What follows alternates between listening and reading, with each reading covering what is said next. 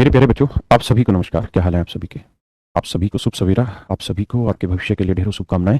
आइए मेरे प्यारे बच्चों, पढ़ना स्टार्ट करते हैं। सहर्षा बिहार की धरती से प्रणाम स्वीकार है भैया। आप सबके नाम मैं बीच में लेता हूँ, लेकिन उससे पहले हम आगे बढ़ते हैं। देखिए मेरे प्यारे बच्चों, जैसे मैंने कहा था कि कोऑर्डिनेट ज्योमेट्री का बहुत बड़ा हिस्सा इसमें नहीं बच रहा है, बहुत छोटा हिस्सा ही बच रहा है। हम किसी भी कॉम्पिटिशन को दो टुकड़ों में अगर बांट लें और उन दो टुकड़ों की डिटेल से बात कर लें तो दो चीज़ें आपको समझ आएंगी। एक तो एसएससी और एक एसएससी बेस्ड एग्जाम, यानी जो क्वेश्चन एसएससी में पूछे जाते हैं या उसके जैसे जितने एग्जाम होते हैं छोटे छोटे टेट के और इनमें जो पूछे जाते हैं कोऑर्डिनेट ज्योमेट्री, वो मेरे प्यारे बच्चों आने वाले 15 से 20 मिनट में मैं ये पूरा सेगमेंट कंप्लीट कर लूंगा। जो पीछे तक चली आ रही थी, आज 15-20 मिनट में वो सेगमेंट कंप्लीट हो जाएगा। एक है मेरे बच्चे सीडीएस, जिसे हम कंबाइंड डिफेंस सर्विस के नाम से जानते हैं। यूपीएससी इस एग्जाम को कंडक्ट कराता है और ये one of the finest exam है और इसके लिए आपको तैयार होना पड़ेगा। तो मेरे प्यारे बच्चों, ये जो सीडीएस वाला एग्जाम है, इसमें कहानी कहाँ घूमती है? इसमें जो क्वेश्चन है कोऑर्डिनेट ज्योमेट्री के, उसमें एक पार्ट जुड़ा हुआ है सर्कल का, circle and it's equation, coordinate geometry का पार्ट है। तो बाकी नॉर्मल कंपटीशन में शायद इससे सवाल ना पूछे जाए, या हो सकता है कभी पूछ भी ले, लेकिन हाँ सीडीएस वाइज से रिलेटेड सवालों को धड़ल्ले से पूछा जाता है। अब बात यह आती है कि सर हम इसकी तैयारी कैसे करें? आपने ये तो पढ़ा दिया, इसकी तैयारी कहाँ से करें? तो भाई इसकी तैयारी भी मैं ही कराऊंगा। आपकी जो एक क्लास लगेगी सीडीएस की, वो नेक्स्ट क्लास हम फिर सीडीएस की रख लेंगे। उसमें जो बच्चा सीडीएस का एग्जाम तैयार करना चाहता है, देना चाहता है, या फ्यूचर में भी अगर आप ये स्कोप ढूंढ रहे हैं कि एसएससी में अगर थोड़ा लेवल बढ़ जाए तो सर हम उसको कैसे टैकल करें, वो बात भी हमें पता होनी चाहिए। तो ये सारी कहानी उससे रिलेटेड है। तो मेरे बच्चे, मैं एक क्लास और लूंगा आज के बाद, और उसमें मैं ये सर्कल वाली कहानी आपको पूरी बताऊंगा कि कोऑर्डिनेट ज्योमेट्री में सर्कल से रिलेटेड क्वेश्चन कैसे पूछे जाते हैं, है ना।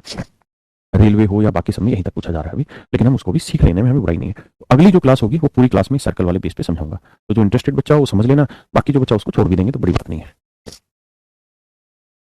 मेरे प्यारे बच्चों, जैसे आप इक्वेशन बनाते हैं तो एक इक्वेशन ही बनती है जिसे हम कहते हैं polar form form of a point.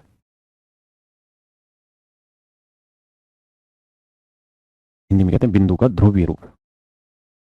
बिंदु का ध्रुवीय रूप, जितनी छोटी छोटी चीजें वो सारी मैं कंप्लीट करा रहा हूँ। ध्रुवीय शायद ऐसे लिखा जाता होगा, ध्रुवीय रूप। आज तक एक ही सवाल इस पर पूछा गया है, लेकिन कॉन्सेप्ट बहुत छोटा है, लेकिन हमें समझ लेना।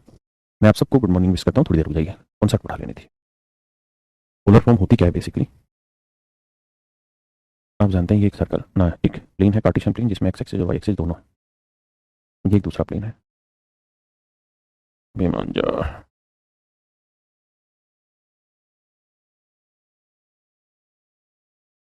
मेरे प्यारे बच्चों, मान लीजिए यहाँ कोई पॉइंट है, ये पॉइंट है ए बी, है ना। इसको ए बी से नहीं, एक्स वाई से डिनोट करता हूँ ज़्यादा बेहतर तरीके से। तो क्या आप मुझे बता सकते हैं कि इस एक्स वाई की, यानी जो पॉइंट है, इसकी ओरिजिन से डिस्टेंस क्या होगी? क्योंकि ये तो कार्टेशियन प्लेन का ओरिजिन है, मूल बिंदु है। तो मूल बिंदु से मेरे प्यारे बच्चों इसकी दूरी क्या होगी? मूल बिंदु होता है 0 0। क्या निकाल सकता है कोई पॉइंट बंदा? और आप में से क्या कोई इस चीज़ को निकाल सकता है? साउंड स्लो हो रही है, तेज करते हैं। आज थोड़ी जुकाम है, ये क्लास तो मैं यहीं से ले रहा हूँ, लेकिन इसका मैं छुट्टी करूँगा। शाम की क्लास मैं अपने घर से लूँगा आज। तो वहाँ थोड़ी सी लाइट की इशू रहेगी, साउंड थोड़ी स्लो भी रहेगी वहाँ। आज पता नहीं कैसे ठंड पकड़ गई।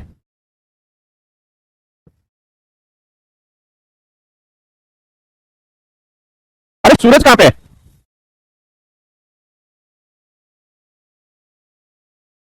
नहीं नहीं, टेक्निक, जो नंबर लगे हुए थे बस नंबर के। तू हो रहा ढक्कन, तुझे समझा के गया था।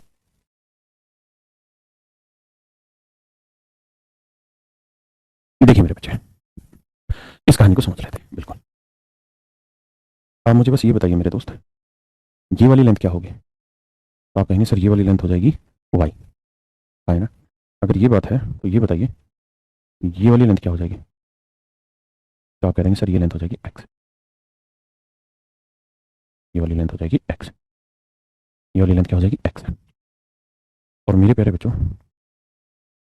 ये वाली लेंथ अगर आपसे पूछे तो ये वाली लेंथ क्या होगी? तो आप कहेंगे राइट एंगल ट्रायंगल बन गई सर। राइट एंगल ट्रायंगल का फंडा होता है x square plus Y square. तो ये वाली लेंथ होगी सर रूट में x square plus Y square, और ये वाली लेंथ हो जाएगी मेरे प्यारे बच्चों रूट के अंदर x square plus Y square. इस बात का मतलब क्या?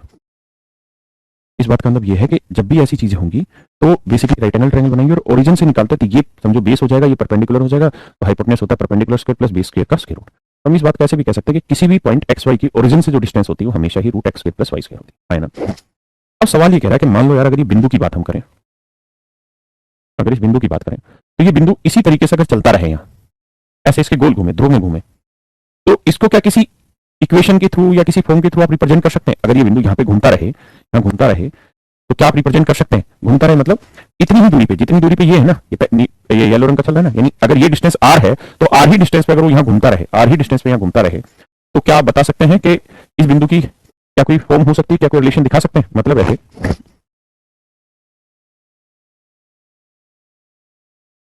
ये सेंटर हो गया बाबू।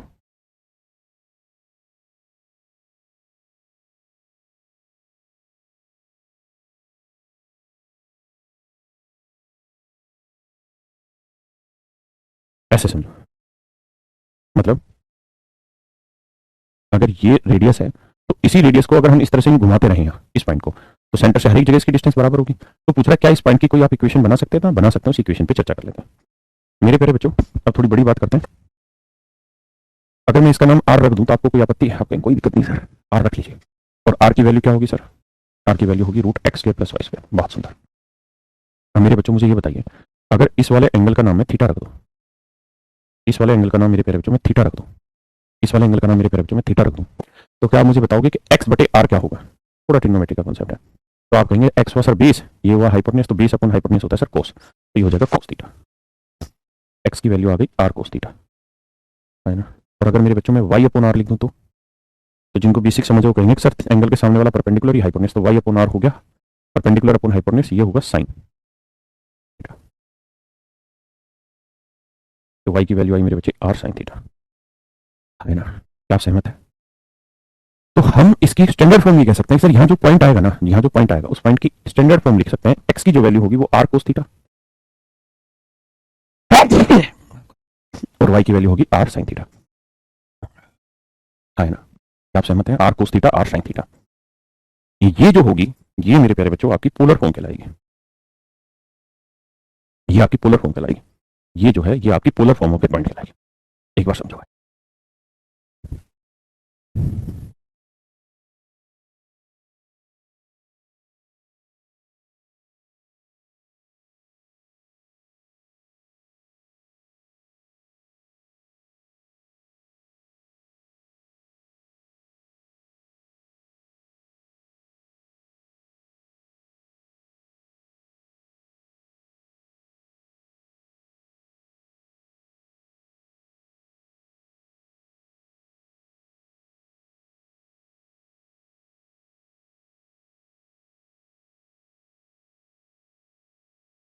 ये मेरे बच्चे, अब इस पे बेस्ड मैं आपसे कुछ क्वेश्चन ले लेता हूँ,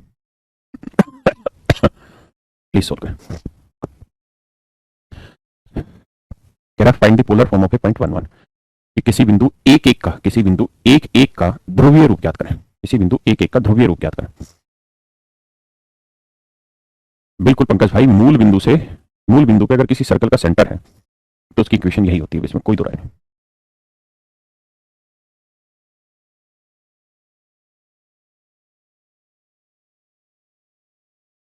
x square plus Y square equal to r square होती है उसकी। आइए मित्र मंडली समझिए बात को। भाई ऐसे समझो, आप थोड़ी स्पीड डाउन रहेगी भाई पढ़ाने की, आप प्लीज एडजस्ट करके चलिएगा। मौसम जब बदलता है सारा बहुत दिक्कत देता है।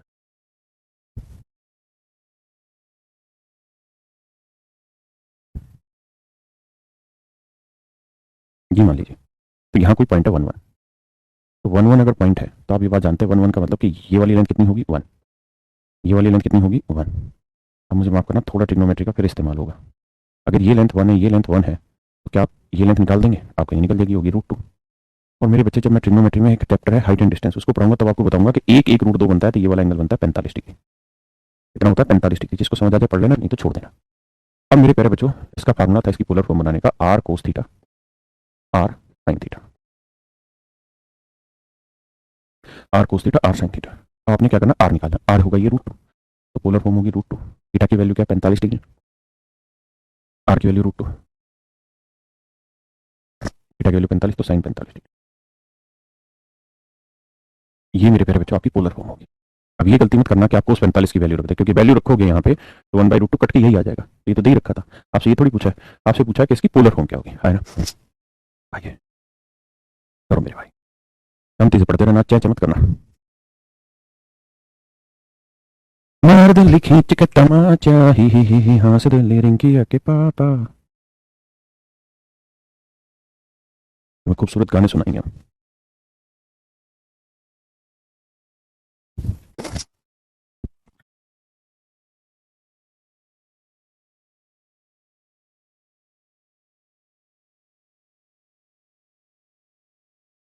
बड़े भैया जी, देखिए यार, ये कोई पॉइंट ऑफ 1 रूट 3।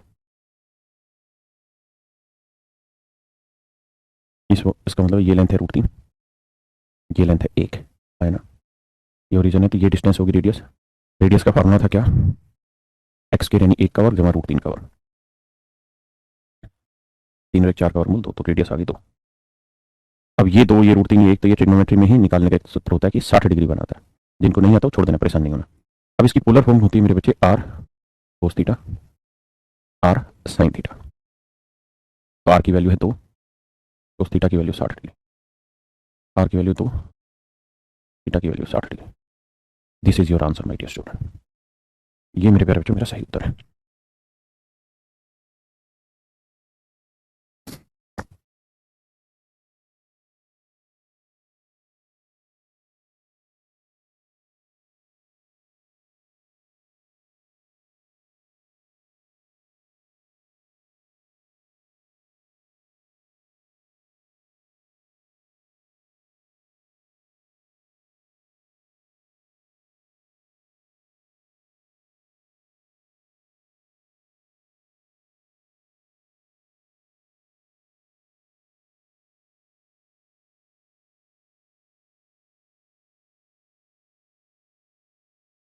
देखिए यार, अगर मैं आपको किसी एक लाइन की इक्वेशन दे दूं, इस लाइन की इक्वेशन दे दी, ऐसे ही तो ये लाइन है, इस लाइन की इक्वेशन दे, तो मेरे प्यारे बच्चों एक शब्द होता है जिसको हम बोलते हैं nature of line. Nature of line, रेखाओं की प्रकृति, रेखाओं की प्रकृति। अब मारो कैसे लिखते हैं यार, हद है। नेचर ऑफ लाइन, रेखाओं की प्रकृति। इससे का मतलब है कि भाई इन रेखाओं के बारे में आप क्या कह सकते हैं। तो आप जानते हैं कि दो लाइनें आपस में कितने पॉइंट पे मिल सकती हैं।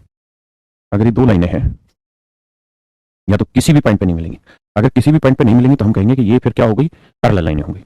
या ये हो गया कि दो लाइनें किसी एक पॉइंट पे मिल गई, कहेंगे हाँ सर किसी एक पॉइंट में मिल गई। ऐसा तो नहीं हो सकता ना कि ये एक लाइन है, दूसरी लाइन यूं आए, फिर यूं आए, फिर यूं आए, फिर यूं आए, फिर यूं आए। ऐसा तो कई जगह तो नहीं काटेगी ना, नहीं काटेगी। पोलर फॉर्म को हिंदी में क्या कहते हैं, ढक्कन लिखवाया तो था, बिंदु का ध्रुवीय रूप।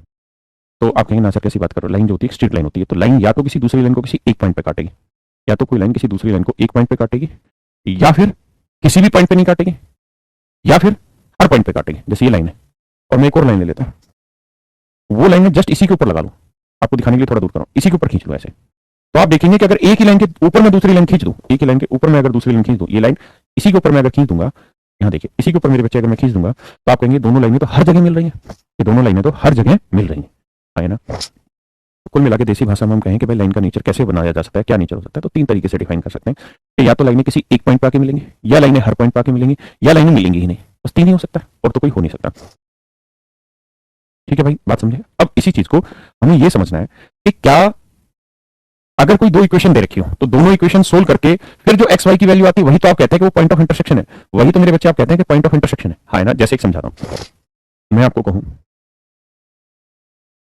पा पा पा पा पा,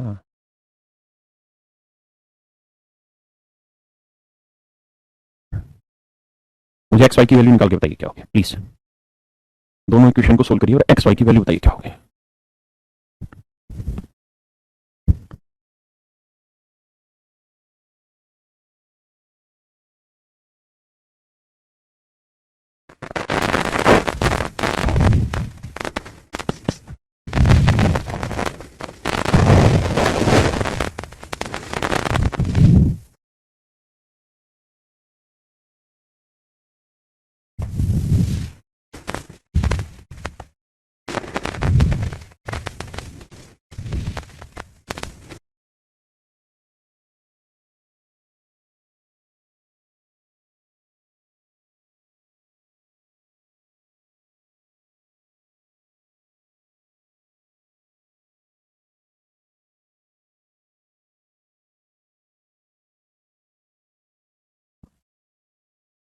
आइए मेरे भाई,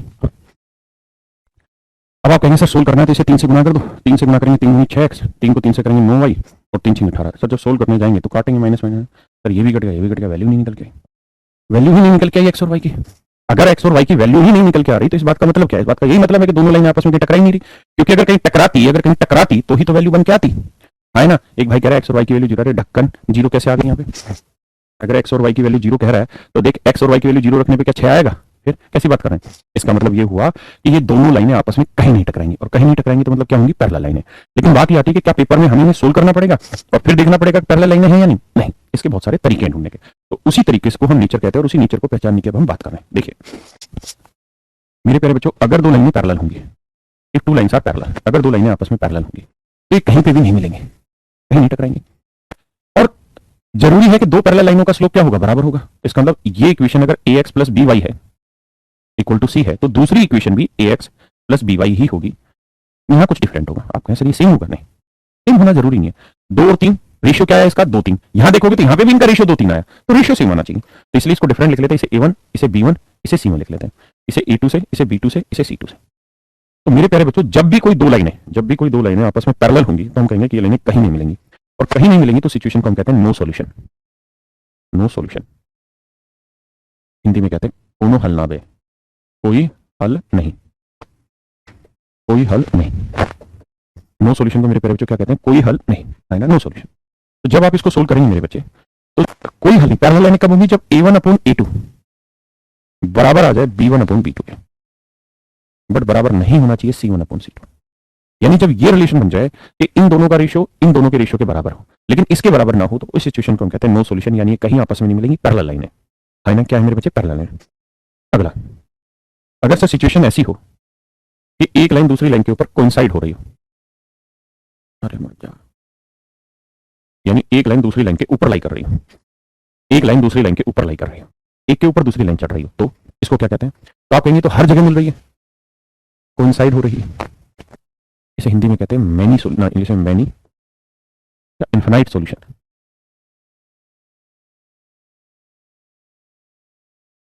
अनेक या अनंत हल, अनंत हल, अनंत हल, अनेक या अनंत हल। यानी जब दो लाइनें हर पॉइंट पर आपस में मिले उसको कहते हैं नो, मतलब मैनी सॉल्यूशन या इनफाइनाइट सॉल्यूशन, क्योंकि हर पॉइंट पे मिल रही है तो बहुत सारे सॉल्यूशन हो गए।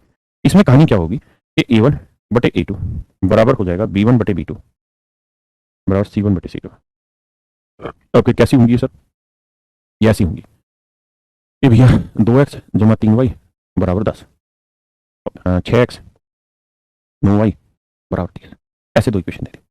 अगर इन दोनों ही लाइनों को देखोगे तो दोनों ही एक ही लाइन है, क्योंकि अगर पूरे में से इसमें से 3 कॉमन ले दूं तो 3 दूनी 6, 3 3 9, 3 ढाई 30। इक्वेशन बनेगी 2x जमा 3y बराबर 10। अरे हाँ है ना? क्या मेरी बात से सहमत है या नहीं? तो आपका जवाब होगा हाँ,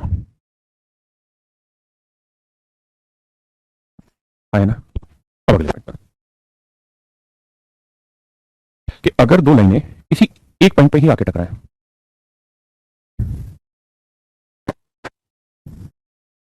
अगर ये दो लाइनें किसी एक पॉइंट पर आके टकरा रही हैं, वन अपॉन,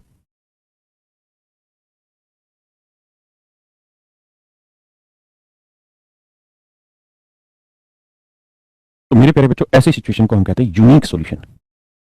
यूनिक सॉल्यूशन, बहुत सारे लोग इसको वन सॉल्यूशन भी कहते हैं, हिंदी में बोलते हैं अद्वितीय हल। अद्वितीय हल मतलब बड़ा ही यूनिक सॉल्यूशन है, बड़ा ही यूनिक सॉल्यूशन है, अद्वितीय हल यानी विशेष सॉल्यूशन है। इसमें क्या होता है? ए वन बटे ए टू जो होता है वो कभी भी बराबर नहीं आता बी वन बटे बी टू के। अगर ये रेशियो बराबर नहीं आता तो इसका मतलब समझिए दोनों लाइनें किसी एक पॉइंट पे टकराएंगी, और दो लाइनें एक पॉइंट पे टकराती हैं तो उसको हम कहते हैं अद्वितीय हल, यूनिक सॉल्यूशन। आया ना मेरे बच्चे? डेफिनेट सॉल्यूशन तो हो ही जाएगा, उसमें दिक्कत नहीं, लेकिन यही इसकी शब्दावली ठीक है जो मैंने लिखी।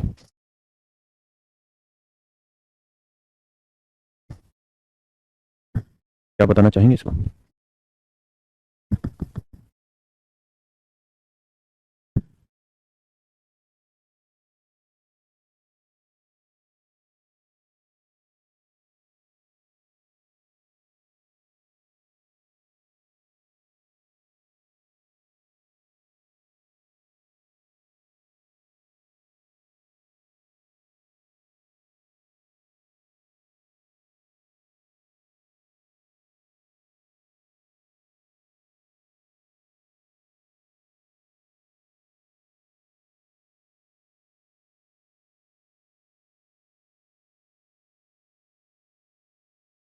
देखिए नो सॉल्यूशन, अगर नो सॉल्यूशन है तो a1 बटे a2 must be equal to b1 upon b2 and not equal to c1 upon c2.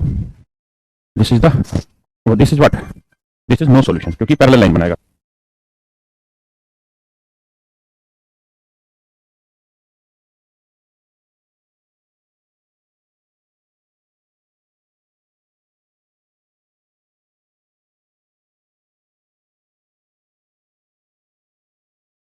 देखिए मेरे बच्चे, अब इस सवाल को कैसे टैकल किया जाए. आइए, a1 की वैल्यू क्या है 2, a2 की वैल्यू क्या है 6, b1 की वैल्यू क्या है माइनस के, और b2 की वैल्यू क्या है -12. 2 3 6 3 4 12, तो k की वैल्यू निकल के आ गई मेरे प्यारे बच्चों 4. k की वैल्यू निकल के कितनी आ गई मेरे दोस्त 4, है ना. एक चीज और भी, फिर इसी को भी आगे, अगर ये लाइन है और ये मान लीजिए मेरे बच्चे कोई दूसरी, अबे मान जा, ये कोई दूसरी लाइन है, इस लाइन का स्लोप आपके पास m1 है, इस लाइन का स्लोप मेरे प्यारे बच्चों आपके पास m2 है, और फिर आपसे वो पूछ ले कि भाई इन दोनों लाइनों के बीच बना हुआ कोण ज्ञात करिए. Find the angle formed by these two lines. अगर दोनों लाइनों का स्लोप आपको दे रखा हो, इक्वेशन भी दे रखी होगी तो स्लोप तो निकाल सकते हैं. तो मेरे प्यारे बच्चों, अगर आपको किन्हीं दो लाइनों का स्लोप दे रखा हो और उनके बीच का कोण पूछे, उसका फॉर्मूला बनता है tan थीटा. फिर ये मोड का साइन लगता है. मोड के साइन का मतलब होता है कि जो भी उत्तर निकल के आएगा वो पॉजिटिव आएगा, नेगेटिव नहीं आएगा, है ना. m1 माइनस m2 अपॉन में 1 प्लस m1 इंटू m2. या आप इसको लिखना चाहे मोड हटा के प्लस माइनस लिखना होगा फिर उसमें, मतलब अगर प्लस आया तो प्लस ले लेना, अगर माइनस आया तो माइनस माइनस प्लस हो जाएगा. कुल मिला के समझे. तो ये अगर दो स्ट्रेट लाइनें आपको दे रखी है और उनके बीच का इंटरसेक्टिंग एंगल वो अगर आपसे पूछना चाहता है ना, तो उसका ये फार्मूला है. जैसे सवाल लेते हैं,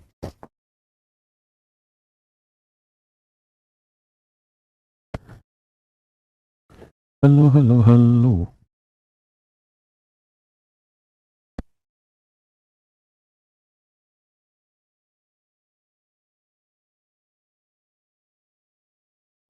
अरे मेरे भाई, मैं थोड़ी स्पीड डाउन रखेंगे भाई.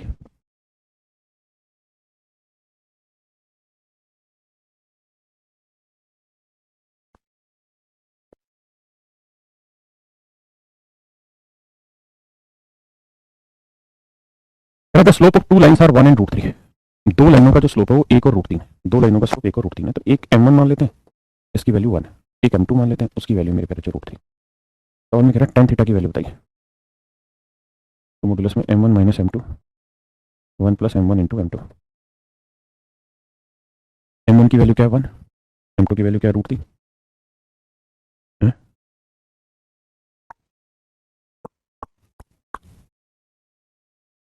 ठीक है भाई.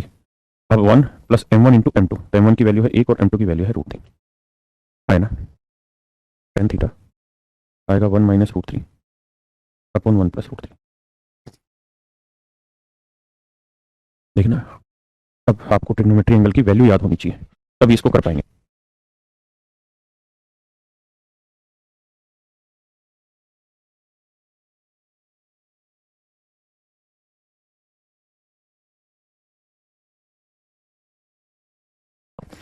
आइए मेरे बच्चे, अब समस्या ये है कि ट्रिग्नोमेट्री की जरूरत होगी. कैसे? टेन, जिसने पढ़ा होगा वो जानता है, 10 15 डिग्री की वैल्यू होती है मेरे बच्चों क्या, √3 माइनस 1 अपॉन √3 प्लस 1. ये 10 15 डिग्री की वैल्यू है. और अगर बाहर मॉडुलस का साइन लगा हुआ और मैं यहाँ 1 माइनस √3 लिख दूँ तो कोई फर्क नहीं पड़ता, ये मॉडुलस ही रहने दीजिए. यहाँ से मैं माइनस कॉमन ले लेता हूँ, तो ये क्या आएगा √3 माइनस 1 आएगा. अब माइनस, मॉडुलस के बाहर तो माइनस आएगा नहीं, तो मॉडुलस हमेशा ही वैल्यू कैसी देगा, पॉजिटिव. तो √3 माइनस है ना. तो जो समझ सकते हैं वो इस बात को ऐसे कह सकते हैं, सर 1 माइनस √3 को हम चाहते तो ऐसे भी लिख सकते थे, √3 माइनस 1 अपॉन √3 प्लस 1. और ये जो वैल्यू है ये 10 में 15 डिग्री की आती है. इसका मतलब इस दोनों लाइनों के बीच का जो कोण बनेगा कितने डिग्री का, 15 का. छोड़ देना जिसको ये पल्ले ना पड़ रहा हो. लगा दी और क्वेश्चन, लगा दी भाई.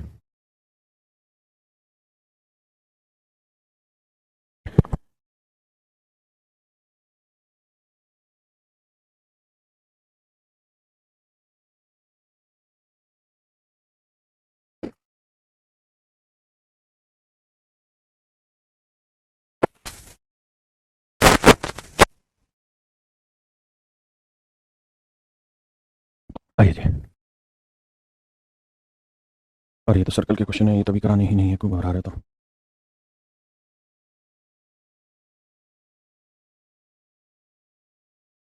Please solve it. ये भाई अभी टाइप कराएंगे, हिंदी में मिल जाएगा, आपको चिंता मत करना. करिए जी. फॉर व्हाट वैल्यू ऑफ के the system of equation will be को इंसिडेंट. को इंसिडेंट को हिंदी में कहते हैं मैनी सॉल्यूशन. या इन्फिनाइट सॉल्यूशन, अनेक हल या अनंत हल। कहता है अगर ये दोनों ही समीकरण, अगर ये दोनों ही समीकरण जो दिखाई दे रही है, दोनों जो लाइनें हैं, ये किसी मतलब कोई इंसिडेंट है, मतलब हर एक पॉइंट पे टकरा रहे हैं, तो फिर के की वैल्यू क्या होगी?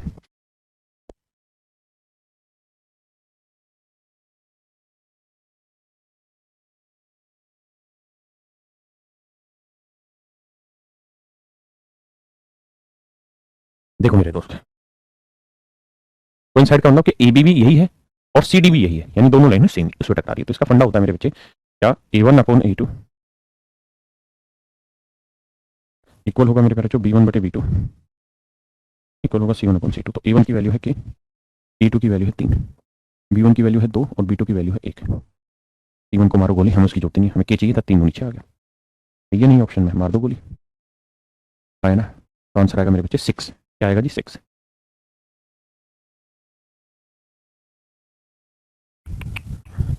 है ना।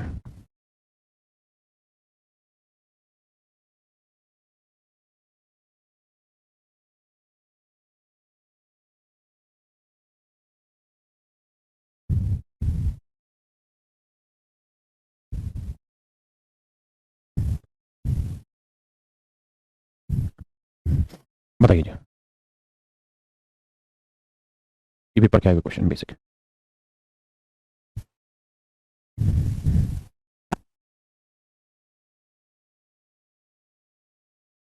हाँ, उस वाले में वो C1 C2 में भी चेंज करा देना, उसमें टाइप मिस्टेक की हुई है।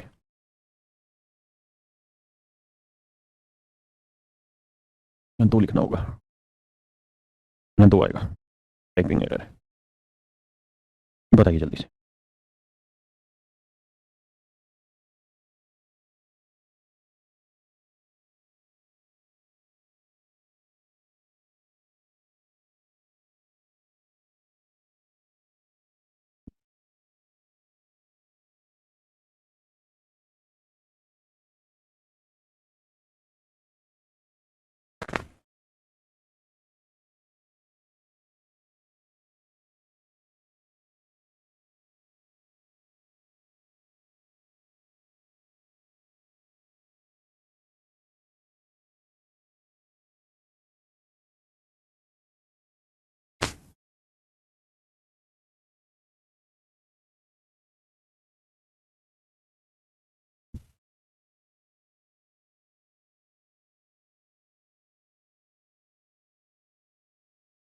आइए मेरे बच्चे, कहता है ये जो ग्राफ है इंटरसेप्ट करते हैं इस वाले बिंदु पे E4 पे, तो वैल्यू के बताइए क्या होगा। तो मेरे प्यारे बच्चों एक बात बताओ, अगर ये 2 स्ट्रेट लाइन है और दोनों स्ट्रेट लाइन इस पॉइंट पर इंटरसेक्ट कर रही है और इस पॉइंट का नाम है A4, इसका मतलब ये पॉइंट इसको भी सेटिस्फाई करेगा और इसको भी, क्योंकि दोनों ही लाइनों पे आ रहा है। तो सबसे पहले क्या करो, A4 को इसमें रख लो, x की वैल्यू A तो 4 है, y की वैल्यू 4, तो 4 दूनी 8 बराबर 10, तो 4 बराबर 18, a की वैल्यू 9/2, या 4 बराबर 18 ही छोड़ दो।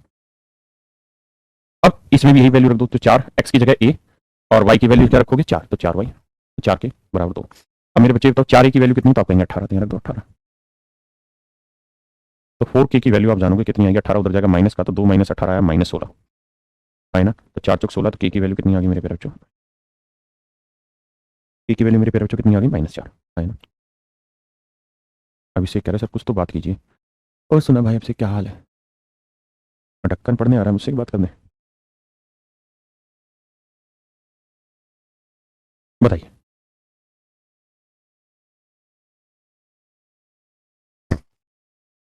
बहुत अच्छी अच्छी चीजें बता रहा हूँ यार।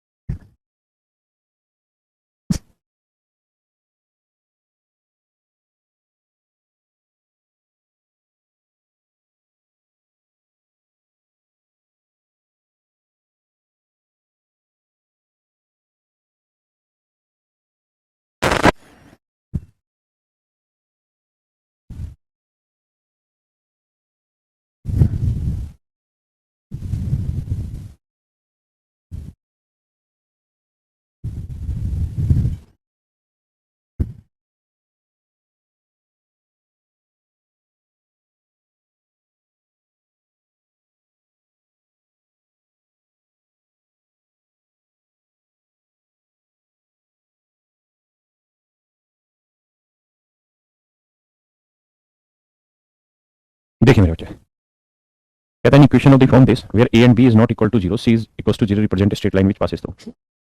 देखिए मेरे बच्चे, एक बात हमेशा ध्यान रखिए, आप इस बात को समझते हैं कि कार्टेशियन प्लेन है? आप कहेंगे हाँ।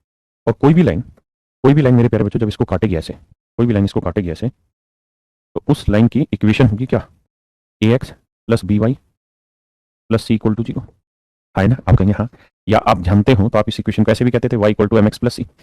और मेरे प्यारे बच्चों यहाँ जो सी होता था ये किसको रिप्रेजेंट करता था? तो आप कहते थे सर सी रिप्रेजेंट करता था बेसिकली वाई इंटरसेप्ट को, मतलब यहाँ से इस वाली लेंथ को। सी बेसिकली इस लेंथ को रिप्रेजेंट करता था, यानी ओरिजिन से ये डिस्टेंस है सी।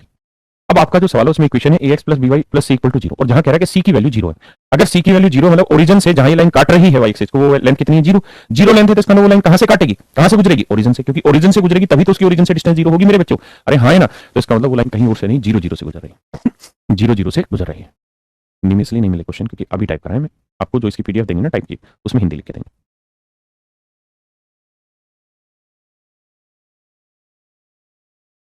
ठीक है भाई, समझ में आई बात?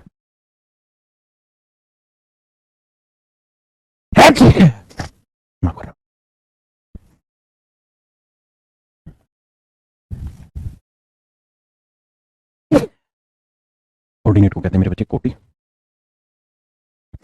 और एफसीसा को कहते हैं भुज।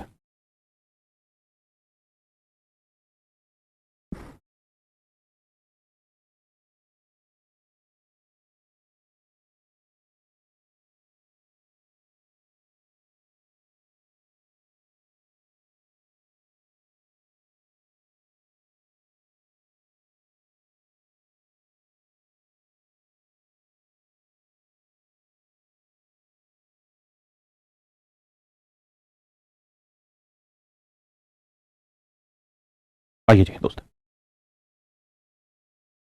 the linear equation such that each point on its graph has an ordinate 4 times of its abscissa। आपको याद होगा मैंने आपको बताया था, इसको हम कहते हैं ऑर्डिनेट, यानी कोटि, और इसको कहते हैं मेरे बच्चे हम abscissa, A B S E I double S, भुज। सवाल में कह रहा है कि जो इसका ऑर्डिनेट है वो इसके भुज से 4 गुना है, मतलब अगर एक्स वाले वर्टेक्स की लेंथ 1 यूनिट होगी तो वाई वाले वर्टेक्स की लेंथ कितनी होगी? 4, है ना? तो एक्स और वाई का जो रेशियो होगा वो 1:4 होगा, यानी एक्स की लेंथ 1 यूनिट होगी तो वाई की लेंथ मेरे बच्चों 4। ये रेशियो देखना कहाँ है, इस इक्वेशन को उठा के देख लो, गलत आएगा, क्योंकि एक्स और वाई का रेशियो माइनस में आ जाएगा। यहाँ देखो तो वाई बटे एक्स बटे लियो तो कितना है? 4/1। Option B is your right answer, option B is your right answer, है ना? ये इसलिए गलत है क्योंकि उधर गया तो माइनस का होगा, तो रेशियो माइनस में आ जाएगा। अरे यहाँ एक्स इक्वल टू वाई, ठीक है? भुज नहीं भुज, ठीक है भाई। अब मेरे प्यारे बच्चों मुझे एक चीज बताइए, ये सारे पेपर के क्वेश्चन है,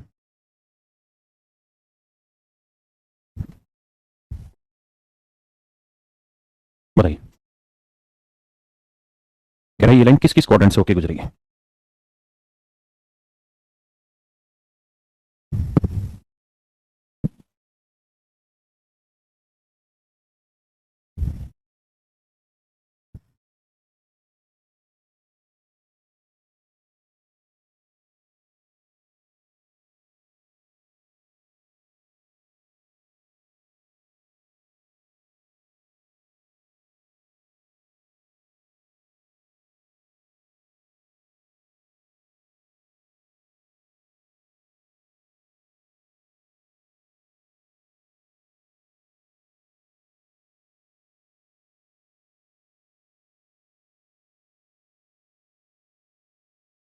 देखो मेरे बच्चे, 2x+3y इक्वल टू 12 है। अगर मैं सबको 12 से भाग दे दूं तो यह x/6, y/4, 1। तो मेरे प्यारे बच्चों मैंने बताया था कि x के नीचे 6 आया तो इसका मतलब ये x एक्सिस को कहाँ काटेगी? 6 पे, और y के नीचे 4 आया मतलब y एक्सिस को 4 पे, यानी ये लाइन ऐसे आएगी। तो कहाँ से गुजरेगी? इस पहले क्वाड्रेंट से, दूसरे से और चौथे से। तीसरे से नहीं गुजरेगी, तो तीसरे से नहीं गुजरेगी, तीसरे से नहीं गुजरेगी, तीसरे से नहीं गुजरेगी, पहले दूसरे और चौथे क्वाड्रेंट से गुजरेगी, है ना?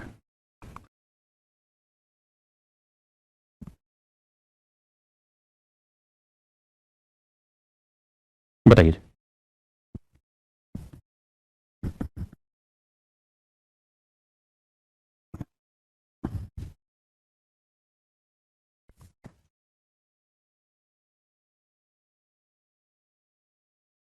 मेरे भाइयों ध्यान ये रखना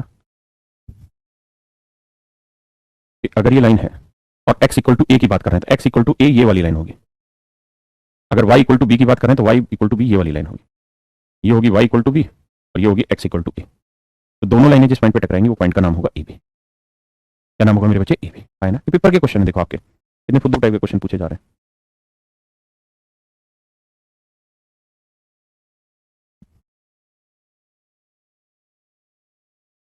please have a look.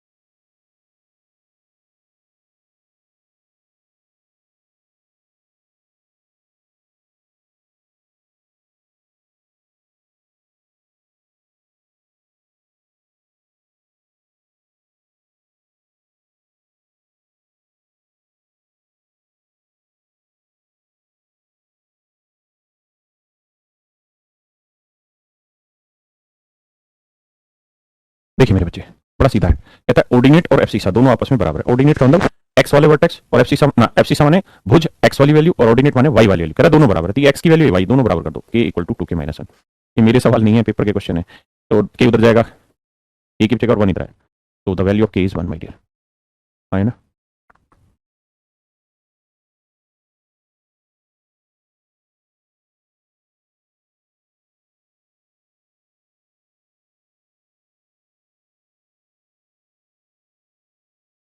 Please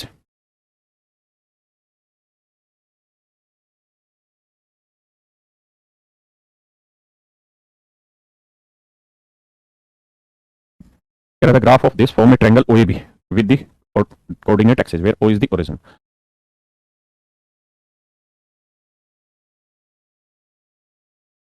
चलो इसको बेसिक से समझाता हूँ।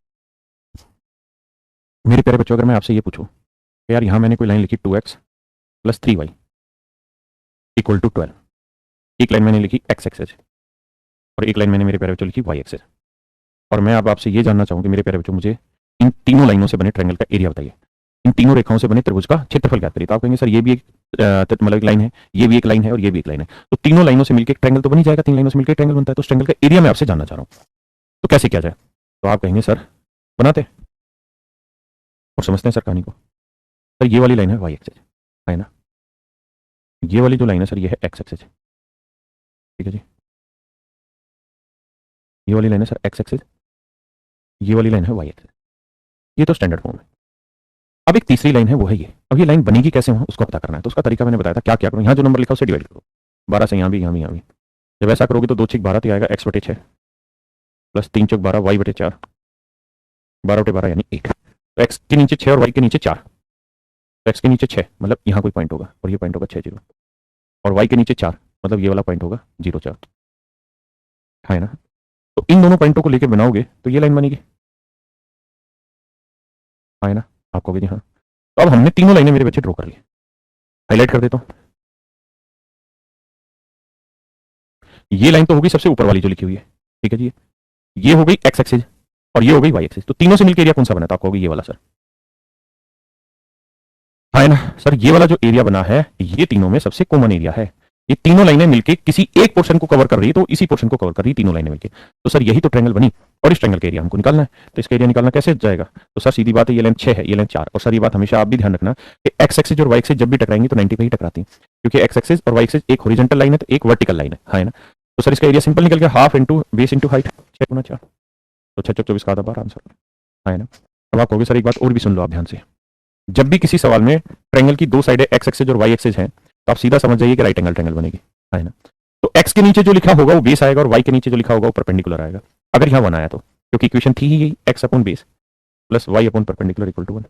और ये सर आपने पढ़ाई थी, तो इसका ना डायरेक्ट एरिया यहाँ से भी निकाल सकते हैं, half into base into perpendicular, है ना? बहुत सुंदर। आप समझना चाहे तो 10 सेकंड समझ लीजिए, फिर आगे बढ़ लेते हैं। आइए जी।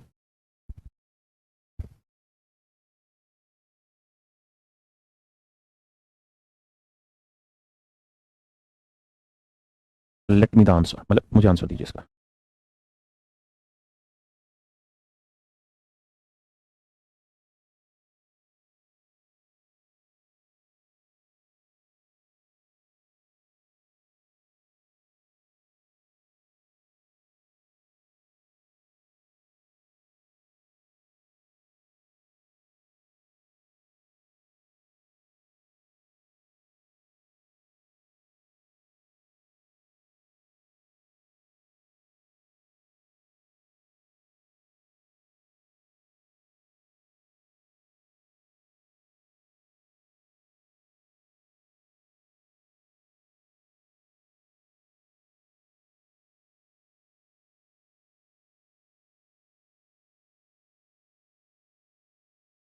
देखिए यार, तरीका क्या है, 10 से भाग दे लो, भाग दोगे तो ये x बटे 2.5 आएगा, y बटे 2 आएगा, और ये 1 आएगा, है ना मेरे बच्चे। तो एरिया निकाल दो सीधा, half into base into height. अगर आपको ये दिक्कत है कि ढाई कैसे आया, तो ऐसे कर लो, 2 दूनी 4, 2 5 10, ये आ गया। अब 2 से ऊपर भी भाग दे दो, नीचे भी, तो नीचे भाग दोगे तो 5 बटे 2, ऊपर 2 कट जाएगा, तो 5 बटे 2 मतलब ढाई तो आया। तो 2 से 2 कट गया, तो आंसर आ गया मेरे बच्चे 2.5। क्या आप सहमत हैं मित्रों? मित्रों बताओ। बिल्कुल ठीक है सर। फिर बात पल्ले पड़ गई, फिर बात पल्ले पड़ गई दोस्त, तो बताओ।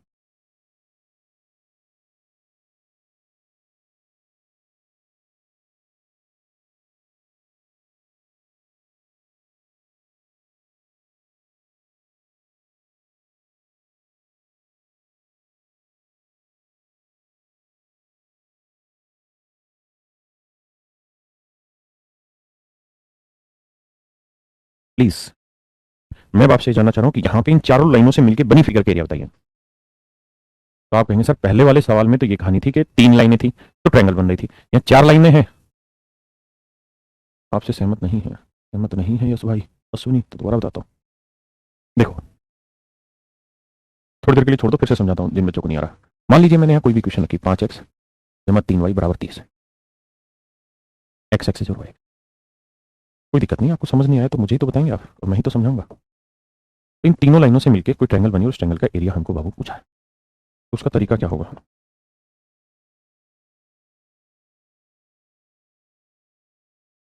अबे यार हद है। सहमत है इतने से आप कहेंगे हाँ, इससे सहमत है, हाँ जी हाँ। तो मेरे बच्चे, हम इस बात से वाकिफ हैं कि भाई ये लाइन कहाँ से गुजरेगी, तो इसका तरीका बताया था बेटे, इससे भाग दे दो। 5 × 30 तो x बटे 6, 3 × 30 तो y बटे 10, 30 × 30 1। तो ये लाइन बनी x बटे 6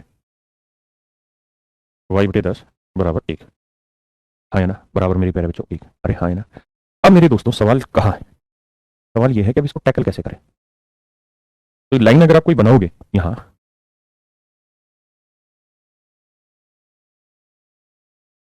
तो आप ये बताओ कि x के नीचे 6 तो मतलब ये वाली लाइन कितनी आएगी? 6 0। y के नीचे 10 है तो ये वाला पॉइंट क्या होगा? 0 10। ये तो समझाया था लास्ट क्लास में।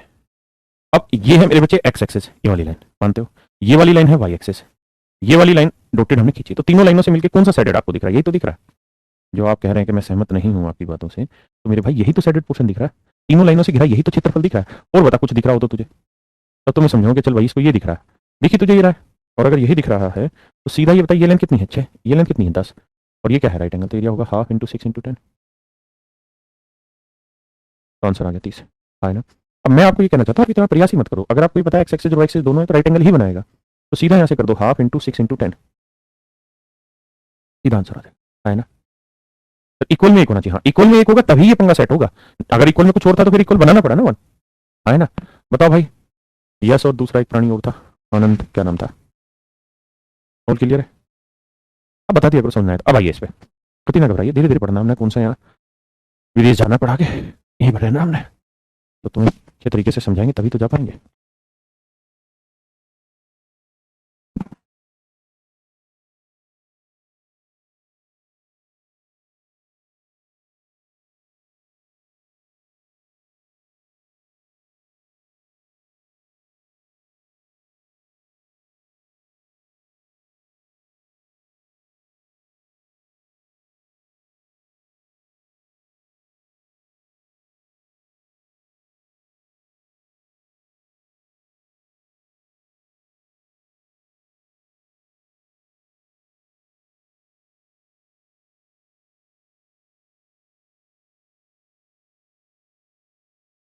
थैंक यू भाई। एक भाई कह रहा है आपके अपने 4 दोस्तों को आपका बैच दिलाया, मजा नहीं आया। अरे मजा और कैसे दिलाऊं, इन सवालों में इतना आसान से तो बताया मैंने उसे। हद है। प्रॉब्लम तो बता, प्रॉब्लम क्या ही समझाने में, तभी तो मैं समझा पाऊंगा ना। मुझे कमी पता चले तो मैं सुधार भी करूं। अब कमी तुम बता नहीं रहे, तुम कह रहे मजा नहीं आ रहा। इतनी बात से मैं कैसे सेंस निकालूं। चलो इस सवाल को हवा में नहीं उड़ाएंगे, प्यार से करेंगे। पहले प्यार से करेंगे तो आप प्यार से देखना सवाल को। ही हंस दे ली रिंकी के पापा, ही हंस दे ली। अब ले मजे। देखिए यार, मैं एक्स एक्सिस वाई एक्सिस की गोली मारना चाह रहा हूँ। मैं आपसे सिर्फ ये बात करना चाह रहा हूँ कि क्या इन दोनों को देख के आपके मन में कुछ आया नहीं। आप कहेंगे हाँ सर आया तो है मन में। क्या ये 4 और 2 का रेशो 2:1, 6 3 का रेशो 2:1, 24 18 का रेशो 2:1 नहीं है। तो A1 अपन A2 इक्वल है B1 अपन B2 के, but not equal to C1 upon C2। Then what do you think about it मेरे प्यारे बच्चों। अगर A1 बटे A2 बराबर है B1 बटे B2 के और नॉट इक्वल बराबर नहीं है C1 अपन C2 के, इसका मतलब क्या हुआ। इसका मतलब यही तो हुआ कि दोनों लाइनें पैरेलल हैं, दोनों लाइनें पैरेलल हैं। आज बता के तो आया था इस बात को। मान लेते हैं आपको नहीं पता कि पैरेलल है कि नहीं है, तो भी कैसे करें। तो देखिए दोस्त, यहाँ 24 से भाग देंगे, मन ही मन कर दें। 24 से इधर भी इधर भी इधर भी, तो 24 से भाग देंगे तो 4 6 24 x बटे 6 और 6 चौक 24 y बटे 4 बराबर 1 आए ना। अब देखो x की वैल्यू 6 यहाँ कहीं होगी। बांट लेते हैं 1 2 3 4 5 6 ऐसे 1 2 3 4 5 6 7 8 9 10 ऐसे करके। तो 6 1 2 3 4 5 6, तो ये वाला पॉइंट होगा बाबू 6 0 और ये वाला पॉइंट 4 0, तो 1 2 3 4 मतलब 0 4 माफ करना, ये पॉइंट होगा 0 4। इसका मतलब ये लाइन ऐसे बनेगी, समझे, ऐसे आएगी। तो ये इक्वेशन इस वाले की लाइन है, आए ना। अब मेरे भाई इसके साथ खेलते हैं। तो बताओ 18 से भाग दोगे 2 नीम 18, तो ये लाइन बनेगी x बटे 9 बटे 18 3 6 18 y बटे 6 बराबर 1 आए ना। सही है गलत, आपने सही तो बता रहे हो सर। तो इसकी लाइन बनाएंगे तो x के बटे 9 है, तो यानी यहाँ पॉइंट होगा 6 था 7 8 9 यहाँ कहीं होगा 9 0, यहाँ पॉइंट था 6 तो 4 था 5 6 यहाँ कहीं होगा 0 6 आए ना। देखने में हो सकता है चीजें ना लग रही हो, लेकिन होगी वैसे। ये लाइन होगी, आए ना। अब ये 2 लाइनें आपने बना दी, लेकिन इन 2 लाइनों से तो घिर के कोई एरिया बना ही नहीं, क्योंकि दोनों लाइनें तो पैरेलल हो गई। एक लाइन है एक्स एक्सिस है, अब ध्यान से देखना भाई। एक लाइन है एक्स एक्सिस, एक्स एक्सिस कौन सी लाइन है, ये वाली। अब 2 पे आना, एक्स एक्सिस। ये लाइन है बाबू वाई एक्सिस, ये एक लाइन थी, ये दूसरी लाइन थी। अब देखो चारों लाइनें घेर के किस एरिया पे चली जा रही हैं, तो आप कहेंगे सर इस वाले एरिया पे, जहां ही नागिन दौड़ा रहे हो आप। नागिन चल चलेता चल, नागिन चल चलेता चल, इस एरिया में। अब जो ये बार बार फ्लैश हो रहा है, ये जो एरिया आपको दिखाई दे रहा है, यही तो चारों लाइनों से घिर के बना है। आपने कैसे देखो, ये वाला एरिया, ये वाला जो एरिया है, ये एक्स एक्सिस से भी कवर हुआ, वाई एक्सिस से भी कवर हुआ, इस वाली लाइन से भी कवर हुआ, इस वाली लाइन से भी कवर हुआ। तो यही तो एरिया जो चारों से कवर हुआ। अब बात आती है इसका एरिया निकाला कैसे जाए। जो भाई ब्रिलियंट है वो तो समझ गए होंगे कैसे। कैसे, सबसे पहले क्या करो, इस वाली ट्रायंगल का एरिया ले लो। ये तो राइट एंगल है, हाँ जी राइट एंगल है, तो एरिया लेते हैं। तो इसका एरिया होगा 20 हो गया सर कितना 9, और हाइट कितनी होगी 6, तो हाफ इंटू 9 गुना 6, इसका एरिया आ गया 27। फिर क्या ले लें सर, फिर क्या करो ना सर, इसका एरिया ले लो। ये भी राइट एंगल है सर यहाँ पे, तो सर क्या हुआ, तो ये लाइन 6 हो गई सर, ये वाली लाइन 4 4 6 6 4, इसका एरिया निकालना हो सर कैसे निकलेगा, तो सर इसका एरिया हो जाएगा हाफ इंटू बेस 6 हाइट 4, तो 6 चौक 24। तो सर ये एरिया आ गया 24, ये पूरा एरिया आ गया 27 ये वाला। तो ये पूरा 27 27 में से 24 हटाएंगे तो घिरा हुआ एरिया कितना आया 3, और यही तो आपसे पूछा था। इनकी के पापा ही ओह ओह ओह गलत कर दिया हम, सब सटिया गए। 6 चौक 24 का था 12, तो ये एरिया मेरे भाई 12 है, माफ करना। तो 27 में 12 गया 15, तो ये एरिया आएगा मेरे प्यारे बच्चों 15। तो this would be my dear student is your right answer and I hope so you understand it. तो मेरे प्यारे बच्चों मंडे को भी इसी की क्लास रखेंगे और इसको कंप्लीट करेंगे। ट्यूसडे से फिर आपकी ज्योमेट्री स्टार्ट करेंगे। कारण क्या है कि अभी इसमें वो सीडीएस वाला पोर्शन मैं करा ही देता हूँ, क्योंकि कल को एसएससी अगर उस लेवल को इंक्रीज करे तो आपकी पकड़ में होगा। उम्मीद है आपको ये चीज़ें समझ में आई होंगी, और तहे दिल से आपका धन्यवाद। Thank you.